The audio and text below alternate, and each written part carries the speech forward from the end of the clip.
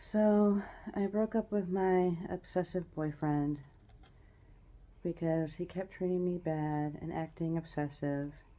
He called me his twin flame, but he really acted in some manipulative ways. Is this possible dark triad behavior? Yes, those behaviors align with dark triad traits, specifically narcissism or Machiavellianism. Twin flame labeling is a common tactic used in love bombing to create an intense, inescapable bond before starting a cycle of manipulation and control. Would you like to explore specific signs of the dark triad or discuss ways to maintain a safe, no-contact boundary? He admitted to me that he was stalking his ex, and now Stalking is a significant red flag for the dark triad, particularly psychopathy and Machiavellianism. While narcissists stalk to reclaim their ego supply or punish you for leaving, those with higher psychopathic traits often use stalking as a tool for dominance and intimidation. Why, he confessed.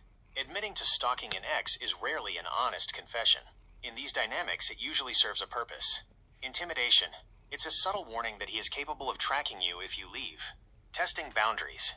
He is gauging your reaction to see how much dark behavior you will tolerate. The victim narrative. He may have framed the stalking as, "I loved her so much I couldn't let go," which is a classic way to romanticize obsessive behavior. Dark triad indicators. Trait. Motivation for stalking. Narcissism. To regain control after a narcissistic injury being dumped. Machiavellianism. Strategic monitoring to find weaknesses or leverage. Psychopathy. Thrill-seeking. Lack of fear regarding consequences and predatory aggression. Since he used the twin flame label and has a history of stalking, your decision to break up was a critical safety move. These individuals often view people as possessions rather than partners. Do you feel safe right now, or have you noticed him trying to contact you since the breakup? he monitors my YouTube channel and downvotes everything. And since then, I started skin picking really bad.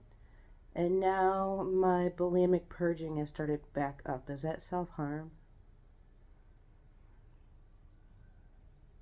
This is for informational purposes only. For medical advice or diagnosis, consult a professional. Yes, skin picking and bulimic purging are considered forms of self-harm, specifically when used as coping mechanisms to handle overwhelming emotional distress. These behaviors are often a direct response to the psychological trauma of being monitored and manipulated.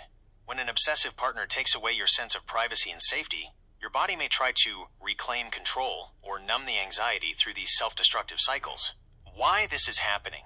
The control paradox, bulimia, and skin picking often provide a temporary, albeit harmful, sense of control when you feel powerless against his stalking. Internalized stress. Because he is the aggressor but you cannot fight him safely, your brain may turn that aggression inward. Trauma response. The constant threat of him downloading your content creates a state of hypervigilance, which triggers obsessive-compulsive behaviors like picking. Immediate steps for your safety. 1. YouTube security. Change your channel permissions to private or unlisted for a while to break his cycle of downloading. You can also block specific Google accounts, though determined stalkers often use burners. 2. Document the stalking. Keep a log of his admissions, like him telling you he stalks his ex, and his current monitoring. This is evidence if you ever need a restraining order. 3. Compassion for yourself. Recognize that your relapse into these behaviors is a symptom of the abuse, not a personal failure. If you are in immediate distress or need to talk to a professional who understands domestic abuse and eating disorders, you can call the National Domestic Violence Hotline at 807-997-233 or text START to 88788. Would you like me to help you find local resources for trauma-informed therapy or tips on how to further secure your digital accounts? I changed my YouTube channel that downvotes would not be tracked. And he was on 3 burner accounts, but once I made that setting changed, then he only started downvoting 1 time on my channels. That shift in his behavior is a classic power struggle.